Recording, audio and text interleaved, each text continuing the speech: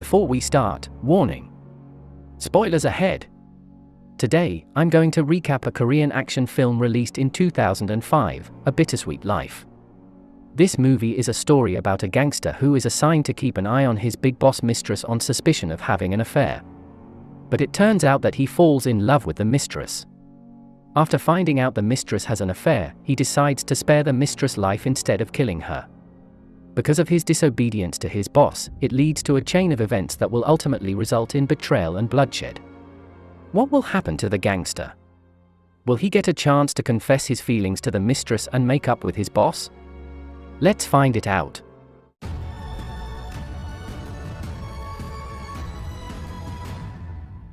Woo is a young, high-ranking mobster and enforcer in the employ of his big boss, Mr. Kang. Woo is a lonely man and known as a ruthless cold-blooded killing machine. Because of his loyalty, he earns a sincere trust in Mr. Kang and becomes his most loyal employee. He is currently in charge of managing Mr. Kang's hotel and ensures the hotel runs well and secure. He doesn't hesitate to evict or even beat up some guests who he thinks are disturbing, just like what he did to gangsters after insisting not to leave the hotel. They end up bruised, badly beaten by Woo. The gangsters turned out to work for Beck, another gangster leader and also Mr. Kang's rival. One day, Mr. Kang invites Woo to have lunch to discuss their business. But the conversation doesn't end there. Mr. Kang informs he is having a business trip for the next 3 days, and all of a sudden assigns Woo a rather unusual task: to keep an eye on a young pretty lady, called Soo, who is secretly Mr. Kang's mistress. Mr. Kang loves her very much, but due to the age difference, he suspects she may be having an affair. Besides that, Mr. Kang asks Woo to report any information that he got. He even gives Woo the green light to execute Soo and her affair if it is confirmed that she is cheating. As his boss requested, Woo starts doing his task and comes to Soo's house. Woo is fascinated to see Soo, who has an innocent, pretty face with much younger age compared to Mr. Kang. He delivers Soo a beautiful night lamp as a gift from Mr. Kang. Woo also introduces himself as her private bodyguard assigned by Mr. Kang while he's away. Knowing that Woo comes to watch her, Soo shows her discomfort and discharges Woo from his duty. Woo obviously keeps spying on her secretly. He follows her to everywhere she heads to. Until one day, Soo unexpectedly calls Woo in the early morning and asks him to accompany her to have lunch.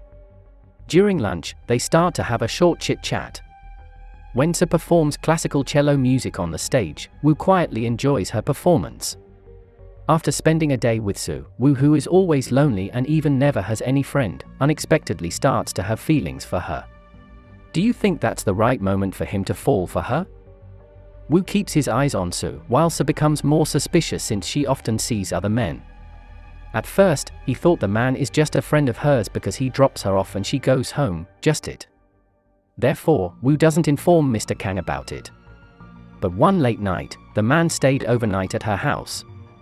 Woo then runs into her house and finds the man who has just finished his bath. When he discovers that Soo is indeed having an affair, Woo decides to take it upon himself to beat the man up.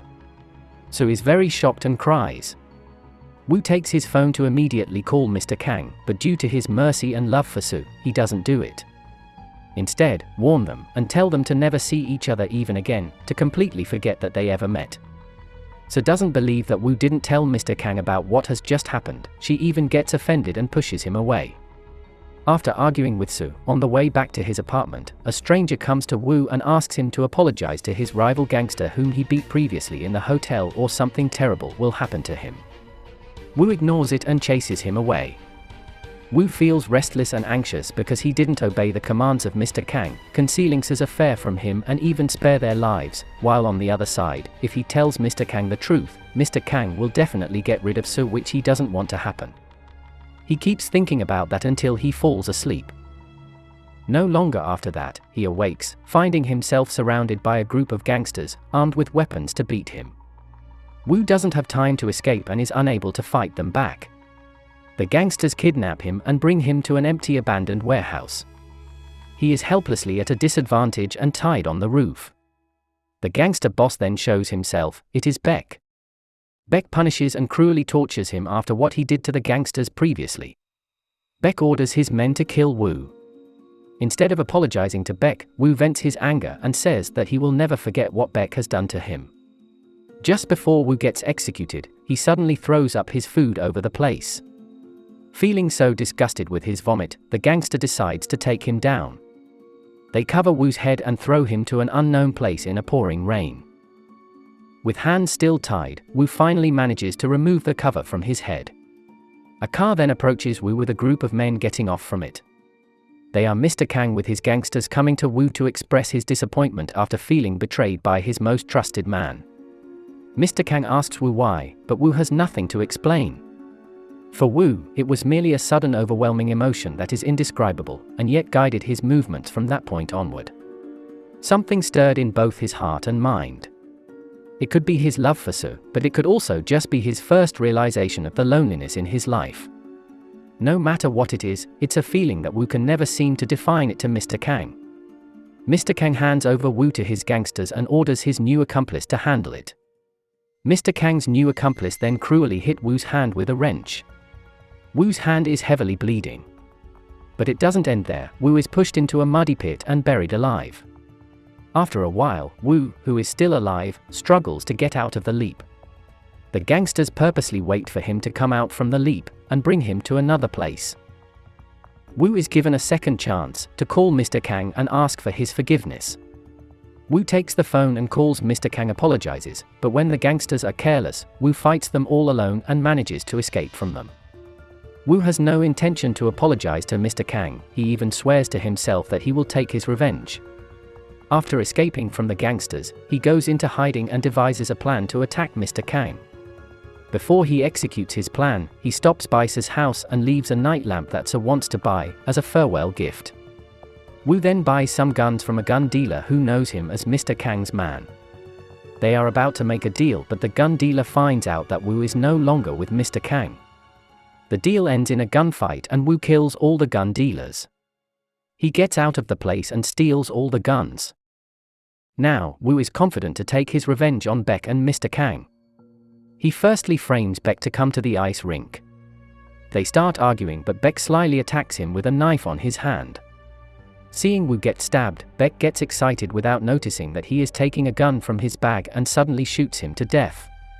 Although he was injured, Wu still heads straight to a hotel where Mr. Kang and his gangsters stay. Upon arrival at the hotel, he immediately shoots all the gangsters to death. He even kills his best friend who worked together with him as Mr. Kang's enforcer. After killing all the men, he finally meets his former boss, Mr. Kang. Wu vents bitterly over how badly he has been treated despite his 7 years of service and being treated like a dog for all this time. Mr. Kang does not answer, and instead asks if Wu's actions were directly because of Su. Wu then shoots him dead. It doesn't come to an end since Beck's henchmen chasing Wu to take revenge, prompting a shootout between them. During the shootout, Wu gets to kill all Beck's men, but he also gets shot in the head. At the end of the story, Wu is sitting, dying from multiple gunshot wounds. He tries to call Su, but his phone falls, pauses to reminisce on his only day with her, when he had escorted her to her music recital. In his memory, as he watches her play her cello, he finds himself overwhelmed with emotion and, in a rare moment of contentment, he smiles for the first time in the entire film. As he sheds a tear over this memory, the brother of the gun dealer whom he killed previously, comes and executes him.